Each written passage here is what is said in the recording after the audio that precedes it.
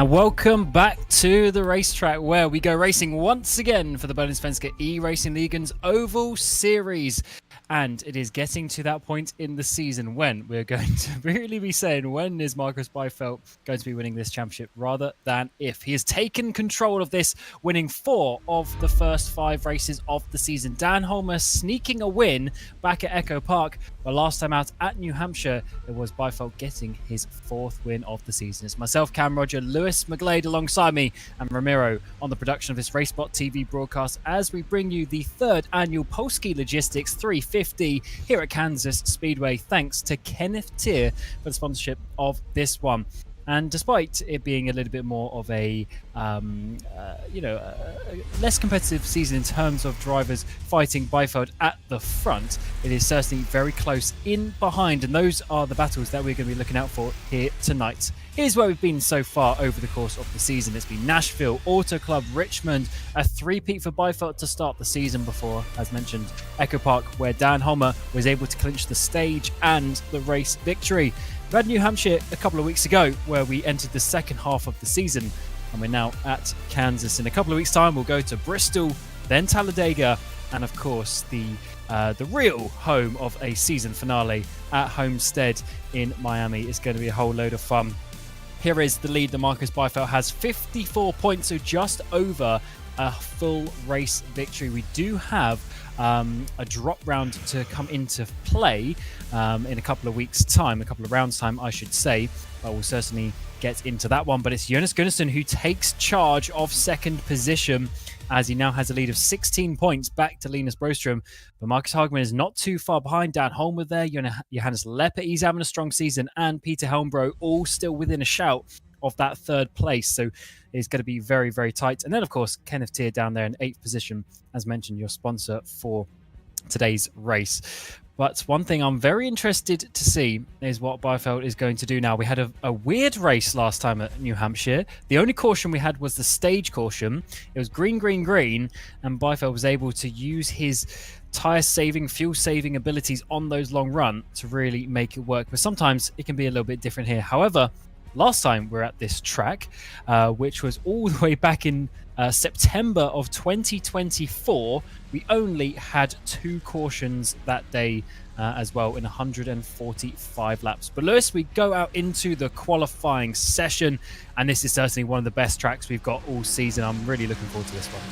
Yeah, 1.5 miler. Obviously, it's one of those ones you take a look from up top and you think, oh, it's not too dissimilar for the other 1.5 milers. You know, when you go to Texas, obviously, when we were at the Echo Park race a few rounds ago. But all the 1.5 milers race differently. They've all got their own fair share differences of grip, differences of a gradient, but it is a tricky circuit in and of itself. It's somewhere where I'd suggest that potentially track position is going to be a little bit more important. I think you might be able to have a little bit more separation we've got than in other races. And of course, you said before, it's not really one that we expect too many cautions around generally. Absolutely not, but I remember one of the first ever races that we had here in the Bohlin Svenska Racing League, and it must have been the 2nd race of the season in 2023, and Jesper Eriksson put on some fresh tyres, and in basically it was about a 10-lap sprint to the end from the last caution. He was able to fight his way through and just pit Linus Broström on that day. It was a very exciting finish, and we were just hoping that the caution didn't come out, and Jesper had enough time to come through and was able to take the win that time. And then a year later, he got the win, as mentioned, back in September of 24. We haven't been here, therefore, for a year and a half to this very, very fun circuit. 145 laps coming your way. We will have a stage at lap 66 as well, and it is a stage caution this time.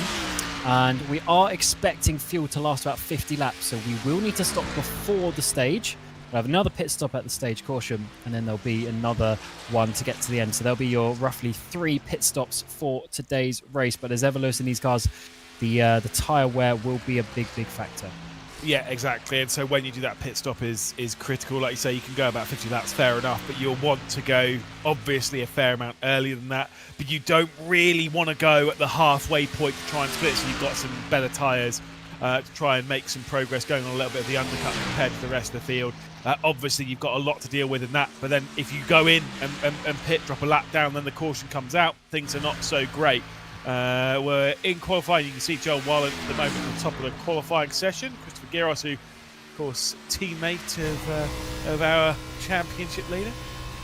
Certainly Marcus Byford up there in third position, so certainly a strong start, but he is able to get himself maybe into that pole with a final run. 2 minutes to go. You can see such a steep banking around here as they carry the speed. A fast circuit.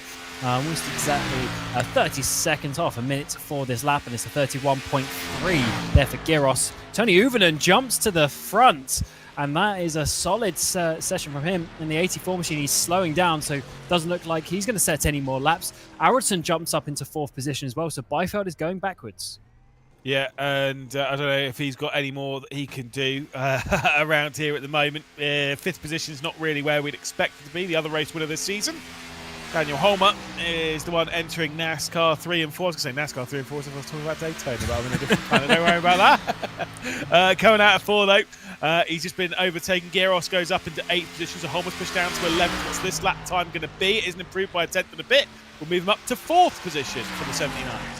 Yeah, so Uvenen, the only driver in the 30s. Holmer up to 4th. Where is Linus Brosham? He's not set a lap time thus far. He's got less than a minute to go. This is going to be a crucial time. He's now up into P10, actually, I should say, on that previous lap, but he's a 10th and a half off. Using that momentum down the back stretch onto this potentially final lap of his session. He may just be able to squeeze in another one. It's going to be very close, but this could be an important race for him. Of course, he lost a lot of points to Gunnarsson. Having said that, Gunnarsson is down in 12th position. He's done for the session. And Broström there is going to be improving up into 7th place. So that's a bit more like it, right behind Byfeld. Yeah, right, exactly that. Just moved up to almost within a 10th. The top 6 separated by about half a 10th of a second. So pretty tight, as you would expect, as the qualifying session comes to a close. Say a few drivers out of position, but kind of one of those ones, as long as you're within the top 10, I'm pretty sure all those drivers will be relatively happy with a great pole for Uvenen. Certainly, and here is the grid for the 3rd annual Polski Logistics 350 from Kansas Speedway. It's Tony Uvenen getting the pole with Joel Wallen alongside him on that front row. Dante Forsberg, that's a much better strong qualifying from him in 3rd place, with Dan Holmer, the winner from round 4 in P number 4. Alex Aracingligan is there in position number 5 with Marcus Byfeld rounding out the 3rd row. Broström and Lundberg are in the 4th row with Peter Helmbro and Christopher Giros in the end dropping down to 10th position, a 10th and a half off. Johannes Leppert having a strong championship, but he's down in P11 alongside Jonas Gunnarsson, who's 2nd in the championship. Oscar Motin and Christopher Crook are on the 7th row with Kjellberg. Kenneth Tier, your sponsor for today's race, with Fagerberg and Lars Bulkert rounding out the top 18. Then at the back we have Håkan Schott, Fredrik Eck and Bjorn Broström. There's a couple of other drivers who haven't set lap times: Marcus Hagman, Robert Erling, Jonas Skoglund and Marcus Stiller. So 4 drivers extra there towards the back for a 25-car grid for today here at Kansas. It is going to be a very nice one. A very, decent temperatures out there. 3 p.m. in the afternoon, slightly cloudy, so really perfect conditions to go racing. Indeed, I wouldn't mind conditions like that here in the UK, to be perfectly honest. But obviously we're having to deal with just about every different type of weather format that you can possibly get at the moment. Sun, clouds, rain, wind, hail, snow, just all in one day. Don't worry about it. But right here, we're not getting any of that. It's going to be nice, beautiful blue skies all the way through the race, which is what we want for a good race. And I'm sure all the question marks the drivers will be probably at this point. Keep it clean for the first few laps and not get into too much trouble. Look after those tyres, but timing that pit stop. That's going to be the critical thing, at least of coming out here on top in the stage. Indeed. So stage is lap 66. Fuel's go about 50 laps. So therefore anything between 15 to 20 laps in, if we get a caution, you probably will see drivers taking that first set of tyres. Also because we're expecting a drop-off of over 2 seconds, which is going to be a lot. At that point, you may as well come in with it being a 30-second lap. If you stay out 15 laps longer, then you're losing a whole lap anyway, just on the speed. So That's going to be very crucial if we get some long green flag stints.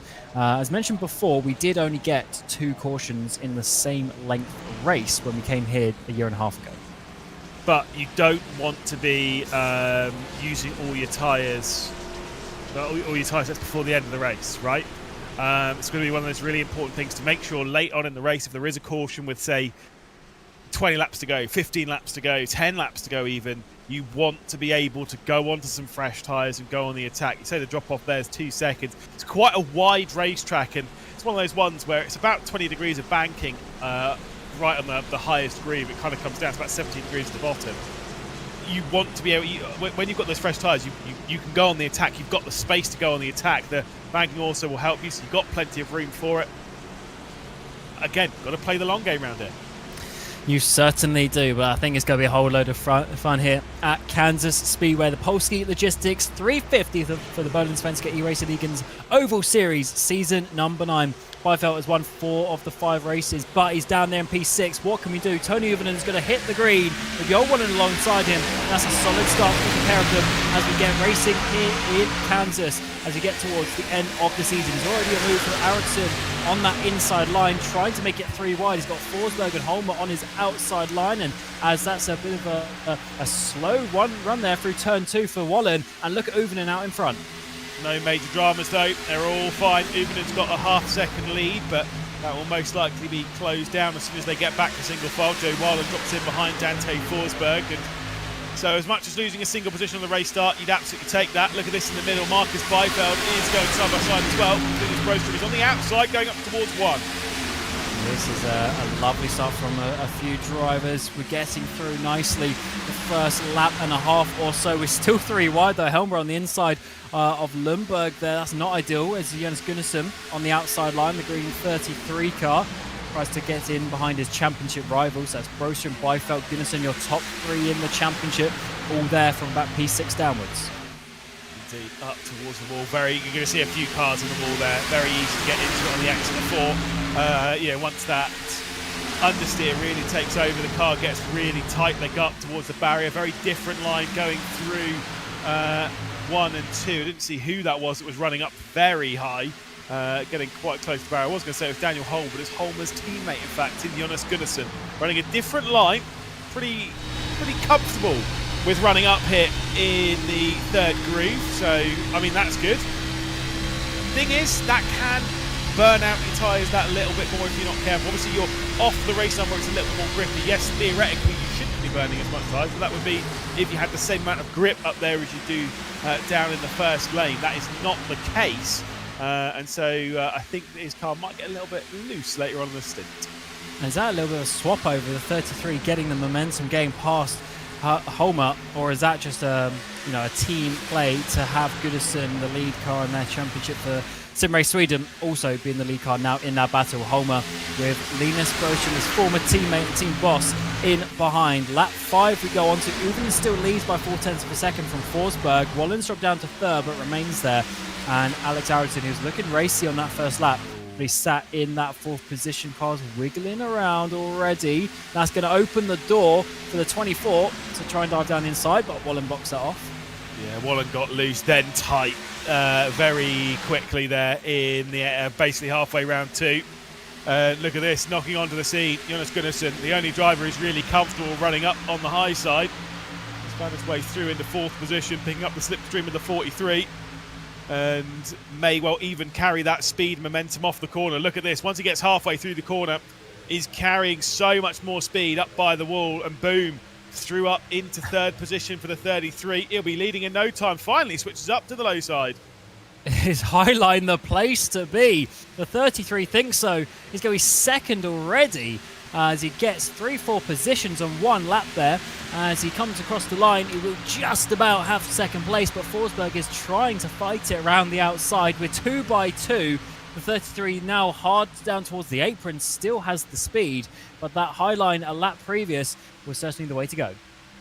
Half a second then up towards Tony Uvinen, and I do get the feeling that Jonas Gunnarsson is going to be good for it. What's he going to do when he's not got a car on his inside? He runs about half a groove high, but then drops it down going into the second part of the corner. So he's not running it right the way down towards the white line. Not a bottom feeder, Jonas Gunnarsson, this afternoon. Maybe it's not the plate, but the closer he gets to Uvenen, I get the feeling the closer he's going to get to that barrier up on the high side, try and work some progress from there.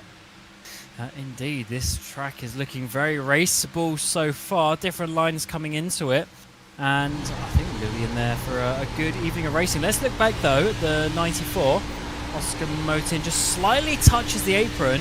He gets a little bit of a slide going, but is able to hold it. And he's looking fairly good. But look at the absolute train of cars, though, right in front of him. Lumber there, I think it's Johannes Leppert is the car that just was able to slide past him on that outside. And working really, really well. But these guys, they're being somewhat patient right now in this midfield. But up towards the front, Gunnarsson is trying to chase down Uvenen. He's using a midline this time around to hold off Dante Forsberg. Up high a little bit there in the bottom of your screen, Eric Lundberg, and might get past though, running that sort of middle groove. He's clearly keeping enough speed going out onto the start-finish stretch and is able to fend off at the moment. Oscar Merton, who we're riding on board with. Up at the race here, I almost say, as much as Jonas Gunnarsson's done a great job to work his way up into second position, it doesn't seem as though the speed is remaining in his hands, because I would have said if that was the case, he'd probably be knocking at the door of Tony Uvenen almost immediately, unless he's sitting behind and just looking after his tyres, bringing them back into the window. I mean, that's something to be noted. Obviously, we see it all the time with ovals, but as much as tyres do wear, there is a bit of an ebb and flow with them, and you can just about hang on for a bit and find yourself back into the speed. That was a big look to the inside from Dante Forsberg. I remember doing that back in Echo Park a couple of rounds ago. And I tell you what, Forsberg, right, he's P17 in the championship. He's not even had a top 10 to his name, but he's fighting hard out there. And to be fair, he's actually had a lot of pace over the course of the season. He's got involved in one or two too many incidents, unfortunately, for the final result. But he's P17, fighting with P2 in the championship. And this is what we love to see, how close this grid can be. Sometimes no one really pulling away. But you're mentioning about saving. I'm looking at Broström, P7, Byfeld, P8. They're sitting comfortably, not making too many moves forward. I think they're holding out for longer as Forsberg sends it to the inside, as well as Motin does on Lundberg. At the same time, we're side by side, but Gunnarsson on that high line is going to make it work. Well, actually, he's on the inside. Motin might be able to make it work. Yeah, I mean, there's been some great fighting up and down the field. And speaking of up the field, Joe Bohlin now down the inside of Dante Forsberg as Jonas Gunnarsson finds himself a bit of extra pace. Bottom of your screen, Lundberg, who keeps running a little bit higher, more aiming for the middle groove a few times so far this afternoon. Has just about found himself hanging on to 11th position. Top of your screen, it's Dante Forsberg ahead now of Jonas Gunnarsson. He's found his way through. Certainly has. So it just shows that it may be the burst of pace there for the 33. Maybe pushed a little bit harder just to get some track position there for a minute. But you mentioned this a few laps ago. He hasn't just sailed up behind Uvenen, so it's not like he's got heaps and heaps of pace. And maybe that first step of lap time has gone out of the tyres, and they're struggling with that. We are already about a second off the pace, which is pretty remarkable, considering how fast they are going, losing half a second from 1 and 2, and another half a second in 3 and 4. It's pretty interesting. But a lot of it is, of course, the momentum that you then lose down the next straight. We're bunching up here as these top drivers are slowing down. Yeah, but they're putting so much effort and work through the front. Right, that's going to be very close with Holmer closing up to the back end of Aroldsson, and now he's going to make it 3 wide, looks to the inside. Joe Bohlin dropping back, started this race from second position, now finds himself in 6th. Dan Holmer was the one forcing the issue there at a great speed off of turn 2. And now we'll just go over the nose of the number 24. Extremely tight between them. They're all kind of switching lines. Problem with those switching lines, that's where you get some big drama. He's now copying the line, is Holmer, of what his teammate Gunnarsson was doing a little bit earlier on in the race. Running that high groove, maybe finding a little bit more speed in doing so. Here he goes past his teammate. Wow, the momentum on this track is remarkable. How quickly you can get down the inside of someone if you carry a bit more speed through the corners. That really shows it's a tyre game out there today.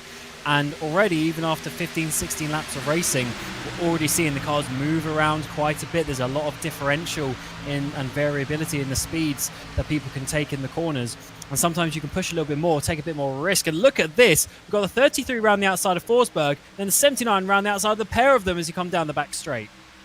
Dan Holmer, the only other driver not called Marcus Beitfeld to have won this season. He's trying to work his way back up into second spot. Tony Uvenen, though, has got nearly a second lead over this pack, who seem to not know up from down as they try and find their way around Kansas. We're 17, 16 laps into the race, on the 17th lap, or going on to the 18th rather.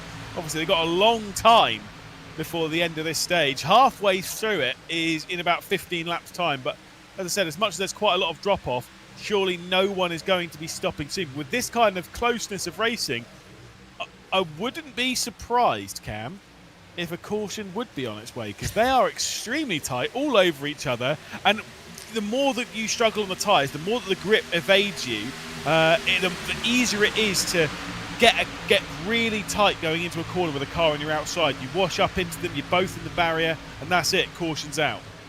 Exactly, and the way that everyone's staying so close is just showing you how on a knife edge they are, because no one can have clean laps and get away from each other. Here's the run from the 105. He's pushing his championship rival down the back straight, trying to get around the outside of Dante Forsberg. But look how calm he's being in the corners there. I think that's a bit of tyre saving going on for the 105. He's playing it smart. He could have taken a lot of risk, and he's using the momentum on the exit to try and now push to 71.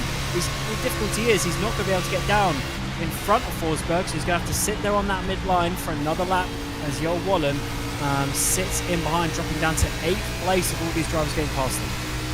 I've got to say, Beitfeld could have absolutely made it 3 wide there on Broström and Forsberg, could have made it to the inside, going down onto 3 on the previous lap. He had the speed to do it, but decided better of it. That's a recipe for disaster. You're going to give it a go. And I know, obviously, yes, you get a drop round in this, but obviously he's aiming for victory this afternoon, because even after that drop round, well, the one he would drop would be the one that he didn't win, which means that all of his point scores would be victories. And if there is a way to win a championship, well, they do say you don't have to win a race to win a championship. You can do it by just consistency. It does seem as though Marcus Beitfeld says, no, I'm not having any of that. Yes. I think with how it's working with the drop scores, as you say, I think it's only going to benefit Beitfeld than anything, as Bohlin slides it up the inside of Forsberg there through turn 4. That was a fun one to watch, but he can't keep it down the front straight, as the outside line really does have a lot better momentum, to be honest. And if this is the ebb and flow that we see, I'm very excited if we get some late cautions and some late sprints to the end. Uvenen is under attack. We thought at one point it's a 33, but it's not. It's a 79. The other Sim Race Sweden car, Dan Holmer, to the very high line, up towards the wall. That's a lovely overtake. He's going to be able to hold on to this, and look at the momentum he gets down this front stretch, but it's not enough to easily pull ahead. He is going to get ahead, though, and the lap is going to be led from Dan Holmer, but he was incredibly close. Might have even grazed the barrier on the exit of 4. When you're up there on the high side, of course, you're giving yourself absolutely no room. It's not like, necessarily around here, it's not like what Carl Larson had when he was doing the high line at Fontana all those years ago, where when you're running up by the wall, you get a bit of pocket of air that kind of helps keep you off of the wall. It pushes you down. Yes, there's a little bit of that does keep you out of it, but off of 4, it's so easy to ignore that and just slam straight into the barrier. There is no damage on the right-hand side, so I think he did get away with it. Just got mighty close with it whilst getting past Tony Uvenen. New race leader, though, Dan Holmer, at the front of the field. Yeah, the Polski Logistics 350 has been a whole load of fun so far. Kenneth T, your sponsor for the race, he's down in P16 though, unfortunately, as it stands, so not able to get up there into the high spaces, but he's got his teammate Lars Bulker right next to him. Let's see if they can improve as the race goes on. We are watching, this is Aracingligan in the P24, position number 4 right now. He's got Gunnarsson right behind Uvenen now, ahead of them as they're working their way through turn 1. The 33, we thought he'd be leading the race. He has not done so just yet, as he continues to use that high line to good effect. Is it enough to get the momentum down the back straight? Now, I think he got a bit of a wiggle on there. He's lost all the momentum. The 24 now has the run to turn 3, but not enough. The 2 yellow numbered cars continue on in position. Beitfeld low side here of Linus Broström, and up in the 5th position The 105 is going to work its way. Still a slight overlap from Broström on the outside, and if he can keep that up and keep the grip, might be able to find his way back through into the top 5. We'll just about stay alongside heading into 1 and 2, and we'll keep the speed through the corner. Byfeld on the low side, maybe lifting out of it ever so slightly, carry speed of the corner. Big wiggle though, big wiggle indeed from Broström on the high side. He was able to catch the rear end of that car, and Byford had to lift out of it as well. But the two of them are pushing. I think they're looking after their tyres a little bit, but they're pushing quite hard still. They certainly are. Oh, Holmbro got up close to the wall there on the exit of 4. They are pushing it a little bit harder than I was expecting, but maybe that's because things are just calmed down for a lap or so. The gaps are opening up a little bit ahead, and they just want to make sure that they are continuing their move forward. They've been sitting here very patiently in the mid part of the top 10 for the whole 37 laps of action right now, and we are getting towards the halfway point in the stage, which means people may think about starting to look at lap times in terms of pitting, because we are a second and a half off now. So it's getting to the point where you're going to start saving the pit stop time anyway by coming down the pit lane. So we have to watch that one carefully if people want to make an early green flag stop. Yeah, but the undercut, like I say, it's bringing in such risk. If a caution comes out and then everyone else pits, suddenly you're in serious trouble on tyres that are more worn. You're going to end up right at the back. Of course, you're better off taking that risk now here in the stage rather than building up towards the checkered flag. But still, it is going to be a significant gamble if you're going to do so. I'd want to pit just after halfway, somewhere between 35 and 45 is where I'd be aiming to stop, depending on how much I can get. You don't want to run all the way out towards the 50. Realistically, you'd want to be pitting around 35. So you're just after halfway, but not too much. Contact there between Geros and who did he just brush? That was Lund. Was that Lundberg trying to just see the car? I'm up ahead of it. Could actually been Cook. That would have been quite a big one for the team. And now he's got to look at his mirrors because Lars Bulka is getting close. And I just showed you how quickly a caution could come up around here. Bulka, big send down the inside, cuts across the nose of Geros, who's also bringing it back down. But that was a tight move. We got some moves on the front, though. Holmer's gone down. No caution, but he's obviously had a big wiggle, and he's lost all his momentum. He's gone down to 5th place, so that's going to be more. So Uvnen retakes the lead. Has he hit the barrier or something? We'll have to wait and see. This is what happened to Christopher Geros, so he was getting down the inside. Cook had a moment, and yes, there was a brush between them, but nothing major. Just a scary moment for Geros for sure. Dan Holmer, he's been showing some unbelievable speed. Clearly there has been some issue. I think he must have had like maybe a big slide, or realistically with that amount of position loss, I get the feeling he must have gone up high in the middle of 1 and 2 maybe. Was grinding along the barrier just a touch. Was able to get off of it, but lost all the speed in doing so. Maybe something in that kind of vein. It's just how Tony Uvinen has retaken over the race lead here at Kansas, but I don't know for sure. Well, he's got away with it either way. Lap 32, Byfeld's now secretly up into 3rd position and continues his slow move up towards the field, just biding his time. He's got look at the run that he's got off turn 2. He's on the power way earlier than Gunnarsson in the 33. They go side by side, equal on the brakes into T3, and that is a lovely side-by-side battle. The 33 is trying to squeeze down on him as much as he can to slow down Byford on the exit. It's kind of worked as the 33 gets the run, will hold the position across the stripe, but in towards turn 1, Byfeld is not giving up second. Yeah, indeed, seeing another couple of moments in the background from Dan Holmer, who's trying to regain control of his Supra. The 33 on the outside will fend off the 105, and now the 24, Aroldsson, will also work his way through, but no gap to switch down to the low side to keep Byfeld 100% at bay. But might have the outside line and the speed to get his way past the championship leader proper. Halfway through the stage, we're approaching those first pit stops of the evening. He certainly are. Big sent inside for the 33 for the lead. Down the inside of Uvinen, way faster there in the midpoint of the corner. I don't know if that was intended or not. Uvinen saving maybe a little bit in T1, but the 33 in the end does not get the run. We're side by side in the background of Aroldsson and Byfeld as well, as this race will not stop to amaze us, as the battling is so good around here. Let's see this. Was there even a push actually from the 24? Is that what made Gunnarsson go so fast? Either way, he didn't make the position stick just yet. He had to work for it in T3, but now he's got the lead. Haraldsson was way too hard going into one there, though. I mean, you could see that on the replay, saw it live as well. It was very close to properly smacking the barrier, drove it in a little bit too deep at one, which when you're running that high side, if you're running it in deep, you're leaving yourself very little room to manoeuvre. And yeah, it's kind of one of those ones, if you are running that high line, like we were seeing from Holmer in the background, you're effectively shifting this circuit from being very wide to being extremely narrow, and you're kind of almost like trying to run the high line at Darlington, where you just don't have room to manoeuvre really. You're either on the line or you're in the barrier. Here we go though for potentially second position for the championship leader, Marcus Byfeld, with a speed off of 2 straight to the inside. Tony Ivinen will have to settle for third. Cream rises to the top. Gunnarsson second in the championship, leads the way. Byfeld first in the championship is coming through.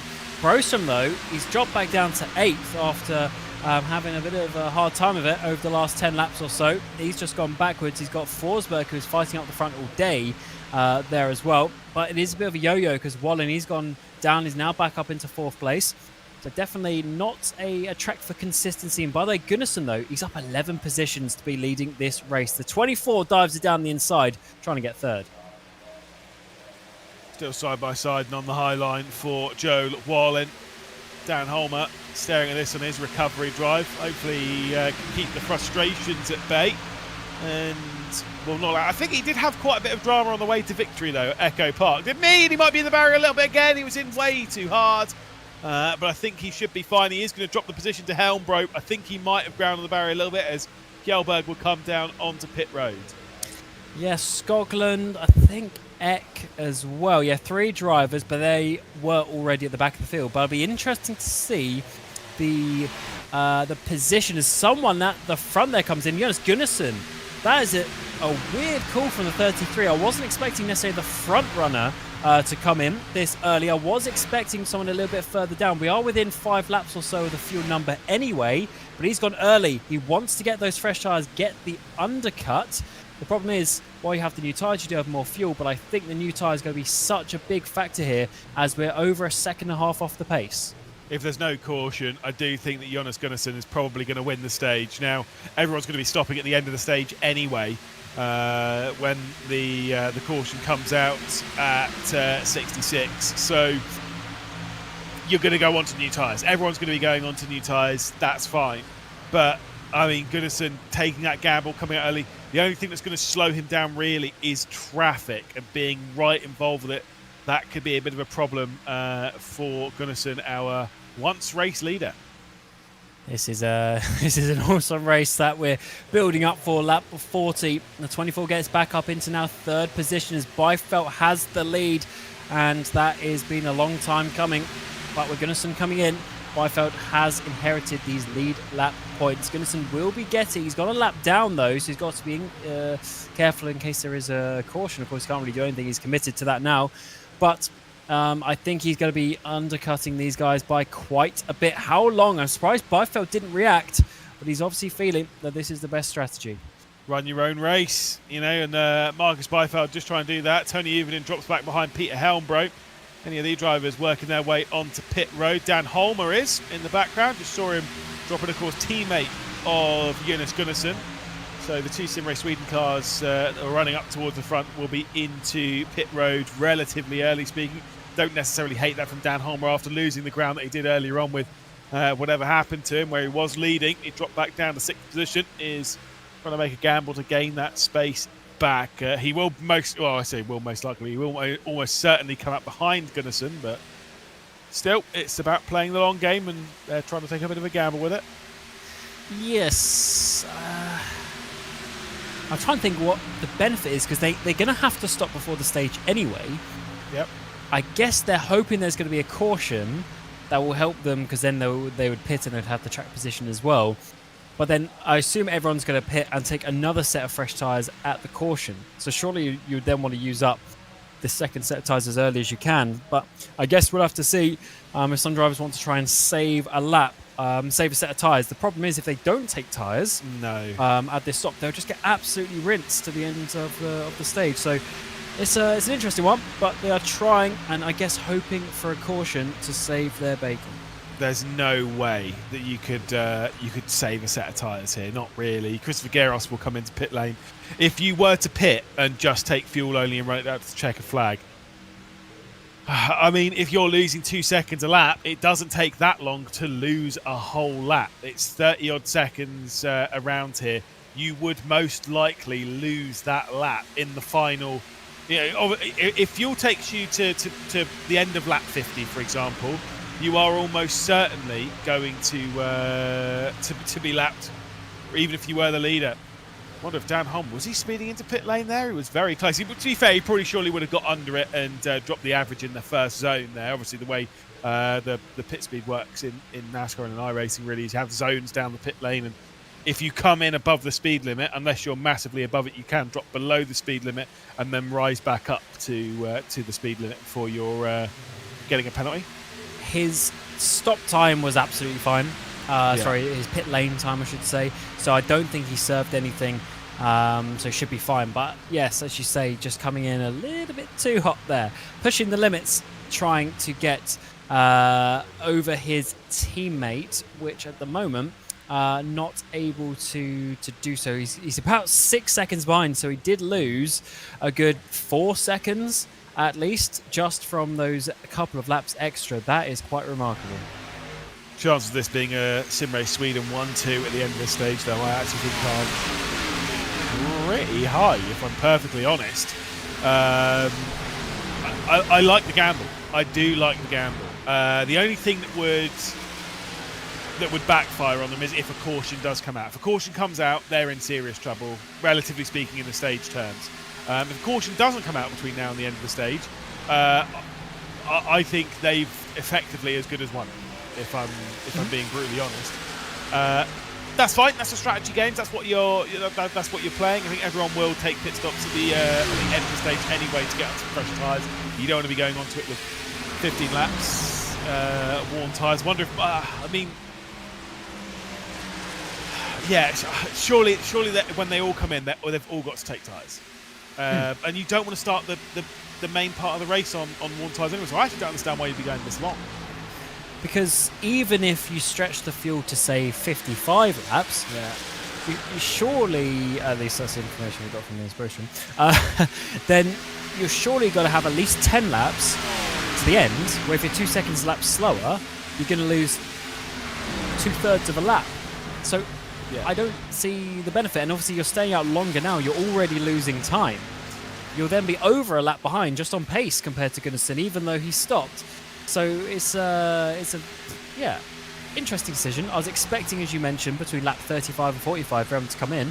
But we're about to hit the lap 50 mark here at the Polski Logistic 350, and we've still got a whole load of drivers. The top half, 14, still out there from the start. Yeah, I mean, look, I'm not going to lie. I'm sat here thinking I'd like one of those Sim Race Sweden cars to win the stage, mostly because they stopped in the bit that I said they would stop at, and I'm never wrong. So, isn't that right? We'll see. So, one thing I have realised, though, is because it's been so long now, Gunnarsson's been out there for 10 laps. He's now going to start hitting the drop-off, and he won't continue to be a second and a half, 2 seconds a lap faster. But even then, I'm not sure that's really going to work out in the long run for these guys because they've lost so much time already. Let's see how this one progresses, though. We've still got Byfeld leading from Bohlin, Auritsson, Helmbro, Uvinen, Broström. Then we have this battle for Forsberg and Leppert. P7, P8 as it stands. Kenneth Tears got himself up into P9. Your sponsor for today's race, the number 49 machine, but of course a few pit stops around him have increased that. But let's see if it works out. Into pit lane. Pit stop. Indeed, loads of drivers coming down the pit lane. We'll have to work out exactly who it is when everything sorts out. But it looks like it's Byfeld, Bohlin, Auritsson, Helmbro, Marcus Stiller down pit lane as well. This leaves Uvinen and Broström to battle for the lead on the track. The 71 is trying to fight. Look at the wiggle he gets on the turn 2. The rear tyres were not loving that amount of throttle at that time. And is this going to be the run to the inside? Oh, he comes up high a little bit towards the 84. He's going to slow down. And he comes into pit lane. So Uvinen stays out there pretty much on his own from all of the top drivers. Marcus Byfeld, Alexander Aroldsson, Peter Helmbro, all of them taking just 2 sets of tyres rather than the 4. 2 sets of tyres being 2 tyres rather than 4. So they're trying to use that to where they're just taking the right sides. Marcus still had a terrible stop. I think that was speeding in pit lane. There's Byfeld off of pit lane. It was interesting to see that Jonas Gunnarsson and Dan Holmer had both already unlapped themselves before the pit stops had started, and now as they try and navigate their way back out onto the track, few drivers coming into the pit lane. So but maybe they didn't save us a full set of tyres, but they are changing half at least. Marcus Hogman's got a meatball, no yellow flag, but your driver who made it into the playoffs last time we had that a couple of seasons ago, unfortunately in the 12 machine, is coming down. That's an interesting one. His car looks okay from that angle, but there's obviously some issues that have gone on there. A lot of drivers still down pit lane. Even though they halved the stop time with those 2 tyres, it looks like it hasn't really worked out that much for the likes of Byfeld, etc. They're still way off Gunnarsson, and it looks like in 10 laps time it is going to be Gunnarsson leading. If we get green flag all the way to the end, things need to work themselves out in terms of the lap counter, though, is getting all confused because Uvinen is still out there, but Gunnarsson is leading quite comfortably. Amazing that Tony Uvinen is still out there. I think he'll be coming in this lap. Surely it has to be this lap. 55. 5 longer than we were really expecting. You can see with a delta, he's definitely coming into pit lane. There he is. He's dropped in. Now, this will probably move him outside of the top 10, realistically. Maybe coming out, I guess, around where Joel Bohlin is. He leans, but even then, I'll tell you, he'd be behind that, wouldn't he? Especially if he takes 4 tyres. Maybe this is a gamble where he's going to take 4 now and then not stop, not pit under the stage wall. That could work, but then we're going to be 10 laps into the tyres at that point, so he is going to get rinsed on the restart. But although he's just taken fuel. He's just taken fuel, 6.1 seconds. That was definitely just fuel. That's not been 2 tyres. So he's just taken fuel, has rejoined the circuit, and he's not even going to be inside the top 10. So he said, look, I'm not scoring points in this. I'm just going to try and survive, get to the end of this stage caution, go on some fresh tyres. And he is trying to save the set of tyres that you were talking about earlier, Cam. Well, good luck for it. Good luck to him. Let's see how this one works. I guess Peter Helmbro is only just in front of him, and he's just got to hold on. But the problem is, he's going to be a lot slower. I guess the good point is a lot of drivers ahead of him have done between 10 and 20 laps. So the offset is going to be less, but it's still going to be a second of a lap, surely. Yeah, but if it is a second of a lap, I think he has about 15 seconds to play with from where he is. Tony Uvenen's 14 seconds off of Jonas Gunnarsson, your race leader. So realistically, he has about 16 or 17 seconds to drop back into, and he can do that over the next 8 laps. And I don't actually think Jonas Gunnarsson is a second a lap faster at the moment than Uvenen. We'll update you once Uvenen's come around to complete a lap time. The moment's just about almost into the 33s for Gunnarsson. Tony Uvenen is just in the low 33, so Uvenen's going to be able to hang on. I'll tell you what, I can't work this out, Lewis. No, if these drivers take tyres again at the caution, it makes no sense that they stayed out so long and gave Gunnarsson and Holmer the easiest 1-2 of their career. I'm confused. Look, I told them when to stop. They didn't listen to you. They did not Lewis listen to me. is always right. Like a pitching wedge on a 135 yards in on a par 4. You know what I mean? It's clearly a 9-iron. So Christopher Giros here and Christopher Crook, the two of them, the teammates, they're having probably the best race of the season so far. They're going to be getting points in the stage if it goes green to the end. Remember, points for the top 10 from 10, 9, 8, 7, etc. all the way down to the 1 point for currently Jo Wallen, who's in P10. He just got Robert Erling. And after all this, Aroldsson, Broström, Helmbro, Forsberg, they're all outside of the top 10. after a potential strategic blunder. Yeah, look, I mean, it's easy to say strategic blunder now, isn't it? Right? Obviously, yes, we're 6 laps away from the end of this stage. We're still a long way away from the end of the race. We're still potentially going to get some caution, still going to potentially get some drama. Saving those tyres, if we get green-white checkers, for example, those could be the difference maker when it comes to later on in this race. And that's what they're gambling on, where Jonas Gunnarsson and Daniel Holmer have gambled by pitting early to try and win the stage, which does look as though that gamble's going to pay off. The others are gambling to try and win the race, which may pay off, may not. We will see. So after the stage, we have 79 laps to the end. So easy 2 tanks of fuel as well, and not full tanks. So they do have some room to play with. I know, we'll see. Long run, lap 62. 66 is the stage, 4 to go. It's Gunnarsson leading from Holmer by 2 seconds, as it has been for a little while now. We've got about 7 seconds back to Fagerberg, who is catching down slowly but surely, although on the last lap it was very even in terms of the pace, as the lap stint is actually basically identical between those guys, but there was over 7 seconds at one point, but that is looking good on pace for them to hold on at this moment in time. Johannes Leppert is right in the midst of this battle. P15 he is, but he's got Lundberg, Aronsson, Forsberg all up ahead of him as they try to battle to get track position for the restart of the caution. Exactly.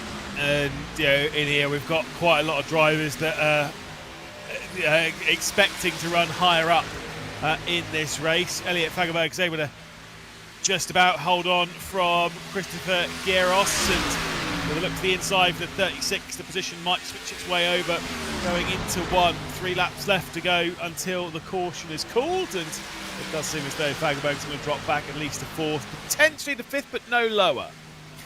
Yes, I mean, it's only... Barrier again. Careful. Oh, wow. Zigzags all over the back straight. I was able to catch it there. I mean, it's literally just 5 laps of difference in tyres between these cars, but that's enough for 31 to start looking in his mirrors, as we are lap 65 now, as we've got 2 laps remaining, including this one before the stage. So, I mean, look, I've got to say, Fagerberg's very lucky there, because he did make 2 pretty significant taps to the barrier, and just about was able to keep the car pointed in the right direction. He drops back now into 5th, but I mean, that could have been a whole lot worse. It certainly could. Lap 66 is going to start. Jonas Gunnarsson is there and leading the way. He worked his way forward. He's up 11 positions in this race, and he was able to fend off Marcus Beifeld, and then he took the bold decision. He was the first of all of the top runners to come down the pit lane. No one followed him for multiple laps. He's got the undercut, and he's going to be taking the 10 points for an easy stage victory. But the race is not done yet. We are still going to have over 70 laps once the stage caution concludes. But here in Kansas, it is Gunnarsson at 33 getting the stage victory. Holmer and Geros will be on the podium for that. And who is going to get the final point? Looks like Marcus Beifeld has worked his way up into P9, and Jonas Skoglund might just be the final driver in the 83 car to get that. As the stage caution comes out, we'll let all of the drivers do what they need to do in the pit lane, and we'll be back in a few moments to work out how we're going to get to the end of this race.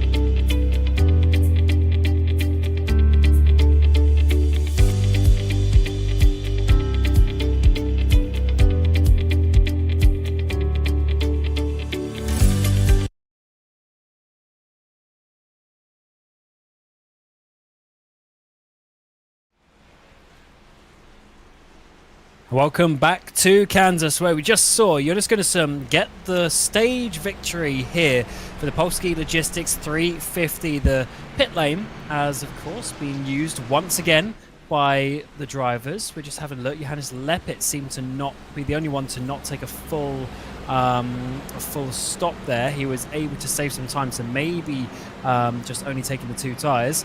But Eric Lundberg stays out 18 laps on the stint, Lewis, and he thinks he can lead this from the front.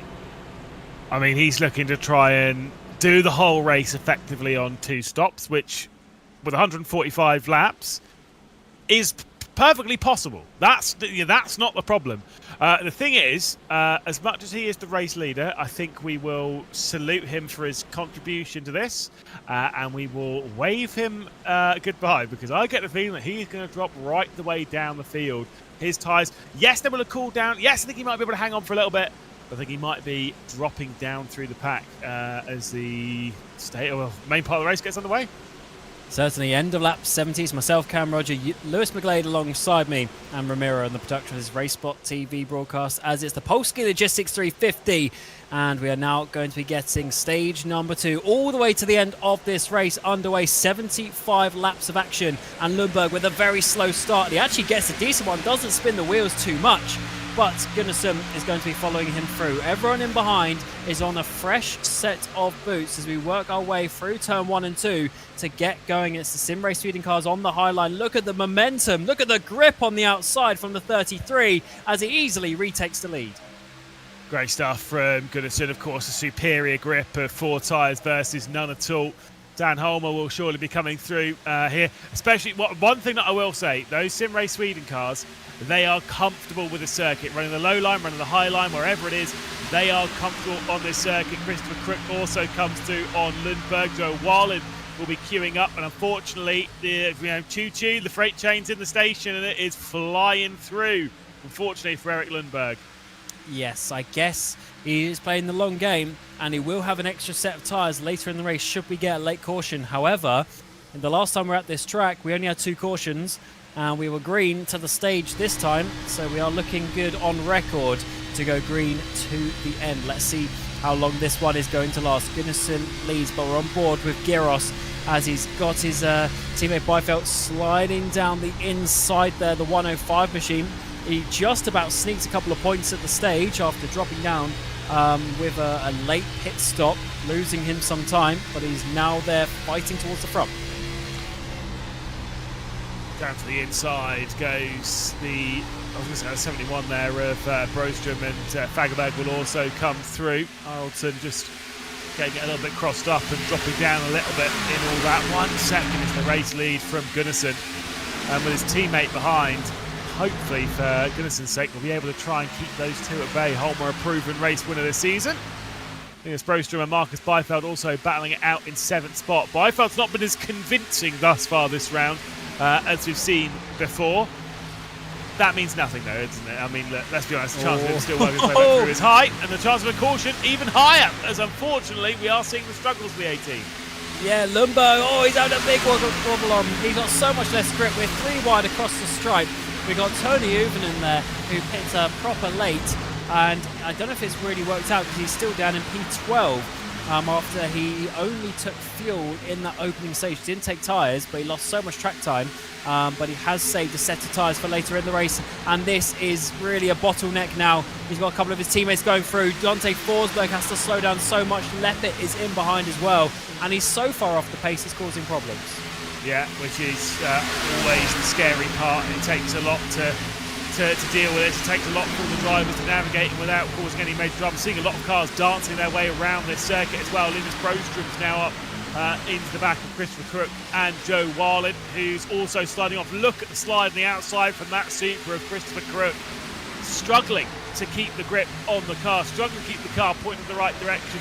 They are really dancing off of 2 and off of 4. Oh, this is such a good racetrack. Absolutely loving this one today. The racing, the side-by-side action has been fantastic. We've got at the front, we got over a second lead Is that just Gunnarsson's speed at the front, or is this Holmer also doing his best to round up the pack behind? A little bit of a wobble on from the 63 and the 71. Broström swaps to the inside line, but Bohlin blocks that one off as he now goes to the inside of 3. Trying to have the low line makes sense because the 63, despite the high line working today, definitely doesn't use all the throttle. Yeah, you can't really use all the throttle, especially not with the amount that these cars are moving around. They really do move all over the place around here. We see it at a few of them, even like Vegas and such. They do slide the rear end quite a bit. This is the 71 of Broström going up the racetrack a little bit, and Marcus Byfeld's going to be able to get past his teammate Christopher Crook on the inside. The right-hand side of your screen, the 105, the championship leader, now up into the top 5 of this race with still plenty of time to work his way up into that top group and maybe even try and chase down Jonas Gunnarsson, who has a 1.5 second lead at the moment. Absolutely flying away from his teammate Dan Holmer, who's just trying to keep Joe Bohlin, Linus Broström, Marcus Byfeld, Christopher Geros, Christopher Cook, just trying to keep all those drivers at bay. How hard can it be? Well, this is an awesome race, and I love the fact that we have some drivers that we wouldn't always expect to be up the front here. The likes of the two Christophers, Vangenberg here getting involved as well, though he has got a podium so far this season. Hasn't had the most consistent running up towards the front. Your Bohlin gets back up into 3rd place, drops Broström down as the fighting never stops around here. They're now pushing too wide, trying to get on the back of Holmer. Bohlin is very aggressive, trying to go to the inside, but I know it's actually the high line that's working now for the 71 of Linus Broström. Is it enough to slide in front of Bohlin? I think it just about is. But so ebbs and flows with which line is better. That time around, the 71 can jump back into 3rd. Yeah, I mean, this is the classic style of race, the classic style of racetrack where you have to be comfortable up and around the circuit. It's one of those ones where Kevin Harvick back in the day, when earlier on in his career, he was very much classified as a bottom feeder. He would really happily sit on the low line all day. A circuit like this, though, you can't do that. You have to be dynamic. You have to be comfortable with running in all 3-4 grooves of the track and settling with it, making sure that the tyres are great and navigating this circuit, because it changes all the way through the day. It changes where the grip moves. It's a great thing they've had on iRacing. I remember when it kind of had it, I guess it was like 8 or 9 years ago, these dynamic tracks where the circuit, the rubbering inline does change a lot all over the race. It's a tough beast to master, let's be real. Oh, it certainly is, and that is why this race has gone up and down so many times. There's now Broström. I mean, after the pit stop in the first stage, he was about P15. I thought he was out of it. He's now battling for 2nd place. He's trying to drive around his old teammate of Dan Holmer, and he's got the run down the front straight, so he might be able to do this one into the first corner. Holmer will have the inside line to defend, but the outside has been so fast today. The 71 could just use a bit more throttle in the mid part of the corner. There he goes. Gets half a car length ahead, but doesn't keep the momentum. And so the 79 will keep to the inside, doing a great job for his teammate at the moment, Jonas Gunnarsson. Our race leader, Linus Broström, is unable to complete the pass. This time I think he should be able to clear it coming off of 4, but Joe Bohlin is now knocking at the door in the 43. And in fact, the move is not done. 3 wide they go over the start-finish. Let's see what's going to be like into 1. Oh, Bohlin, 3 wide on the inside. Do not come up, and he keeps it down towards the apron. But look at Broström once again, using that throttle mid-corner. And he's pulled away by a whole car length from the 79. And he can block off the 43 as well. That is an insane move to hold on to 2nd place. Byfeldt is feeling tasty in the background as he drops down to, or comes up, I should say, into 5th position. As it looks like Holmer's reign in 2nd place is over. He's going to be 5th position very shortly. I mean, maybe, but the chance of him maybe going back on the attack and maybe finding his way back through, we'll have to wait and see. I wouldn't necessarily rule it out, but we'll have to be a bit more patient on that one. Byfeldt, Holmer's looking to the outside of Bohlin and just about gets alongside. Byfeldt was trying to follow him through as well. But that was very close to having the 43 into the barrier. Indeed, I think Holmer was initially thinking of going in between them, as once again they all just squeeze together on the exit as all the lines finally converge. After the various different ways people go through the corners, they eventually end up at the same point of the racetrack on the exit. Got to be very careful. Interesting, Lewis, though, their gap to Gunnarsson at the front, it's still only like 1.4, so it's a couple of tenths, but he's not streaking away with it at the front despite all this fighting.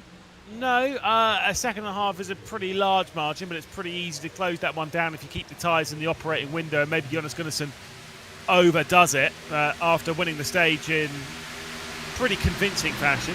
You would suggest that the race victory he would be the favourite for, considering his current spot, but strategy still has to rear its, I say ugly head, but you know what I mean, relatively speaking, and decide when they're going to stop. Realistically, I think with 40 to go is probably a pretty solid spot to come in. Maybe with 35, between 40 and 30 to go is where I'd be aiming to come into the pit lane. Make the most of those new tyres. Yeah, that is true, but we were looking at 75 laps. Yeah. So if you pit with 40 to go, then you're doing less than half of the stage to the end. So it's always a bit risky. Track position.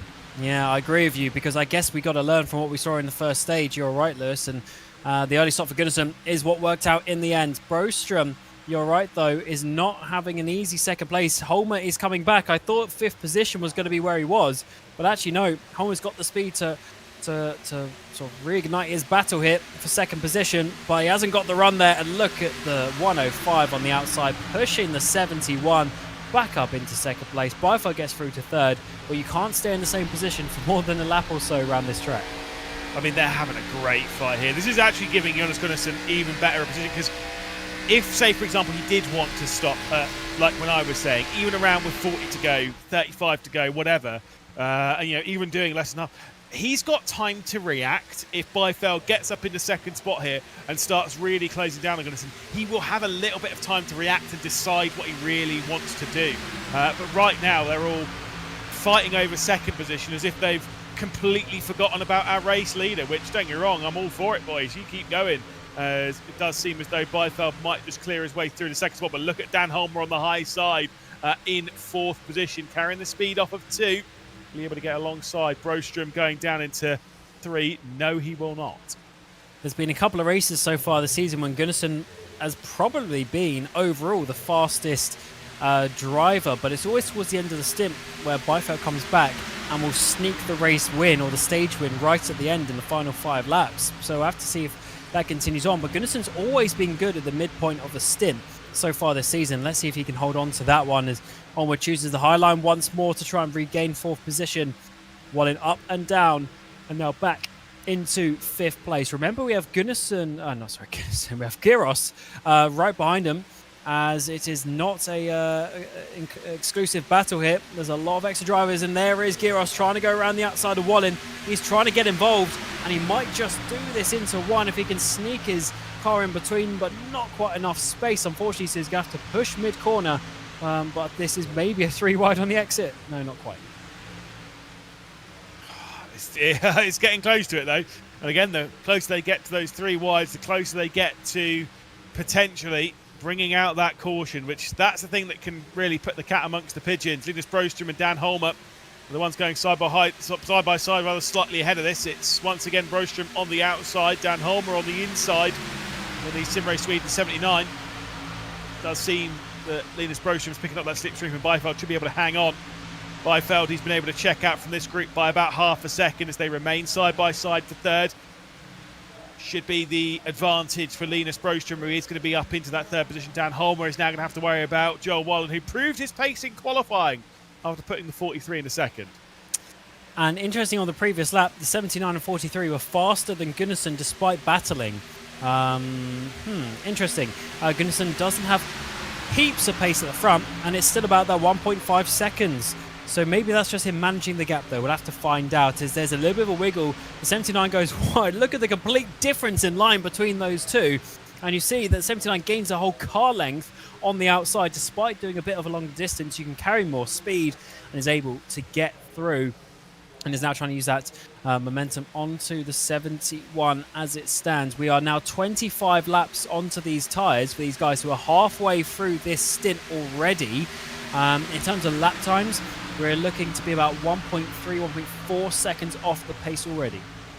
Yeah, this is what we expect. We expect that time to be lost pretty early, but it does seem, at least what we were seeing in the previous stage, it does plateau a little bit and then drops off a little bit further on when you get past the 40 lap mark. But if you can kind of keep them alive, yeah, I mean that's what we were seeing from the likes of Tony Uvinen as well. He was taking that big gamble, finds his way back into the top 10.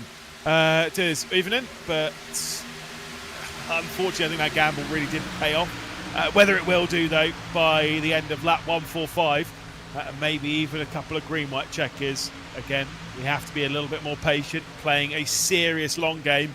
Jonas Gunnarsson's playing this a little bit more, same with Dan Holmer, a little bit more as a typical simplistic race. You pit around the halfway, slightly past it of the stage, and I'm sure it'll be pit around halfway, slightly past it of the main portion, this final stage of the race, and effectively use all of the stints, all of the sets of your tyres over 4 stints. Yeah, that's a good reminder of the Uvinen situation, actually, because realistically he's not that far off. He's only just over a second off this battle, and he does have that lovely fresh set of tyres in the pit lane should we get some late cautions. As the 71 is a big wiggle there, trying to get the power down off T2. So it's not all over for that 84 machine, who's looked very fast all day. Looks like Broström was able to hold on to that position P5, but just showed you they are getting to that point of the stint now where the tyres are moving around underneath them, and they need to start thinking just a little bit in terms of tyre conservation if they weren't already. We are now lapper 29. We are expecting, let's say, another 10 laps before it's going to be a mass run to the, or in theory, the window opens and a mass run to the pit lane will come in, because you would hope they learned from that first stage and pitting a bit earlier is better. Yeah, you don't want to leave it that late. There's no point. Yes, there is a pretty big tyre offset, but that offset doesn't last that long. It's not as if you're expecting to close all that time back up. So you kind of want to pit that little bit earlier. Not again. I personally wouldn't want to pit before halfway, but I am more thinking now about how long I want my final stint to be and how much before effectively the tank of fuel that I would be stopping. Because it's kind of one of those ones, if you have the spare set of tyres, yeah, you want to leave it late. Even then, you can't leave it really that late. My curiosity is for those, obviously, there was a load of drivers took 2 through the stage. So they'll have 2 tyres potentially if there is a green-white checker. But I'm not fully convinced that's going to make the biggest difference unless you're still able to start around, if you don't lose too much track position. Absolutely, yes. If there's a green-white checker, the laps go by very quickly here, so you may not be able to make it work so much. But let's see how this one is going to work out. Lap 100, of course, comes to a close. So about 2/3 of the way into the race, and Gunnarsson is now less than a second in the lead as Byford is slowly closing down. 79, he's gone up high once again. Is that about the 3rd time this race he's gone too high and gone into the wall? I think so. I mean, look, that's the thing when you're pushing it up that high. Again, said it earlier on, you're leaving yourself very little room to manoeuvre, and if there is a mistake, if there is a little bit of tightness that you weren't anticipating, suddenly you're into the barrier. That was very close to the barrier as well, once again, from Linus Broström. He was just able to keep it out, but they get so close to that barrier at 4. I'm relying the hands of far less capable drivers, such as yourself and me, Cam. We would bringing me down that barrier. Yeah, bring it down to my level. It's fine. Don't worry. We both would have been in that barrier. You know it. In 100 laps, we would have been in the barrier. You had that little half-second pause of not bringing him into it. Like, yeah, screw it. Let's just do that. Yeah, bring why him not? down.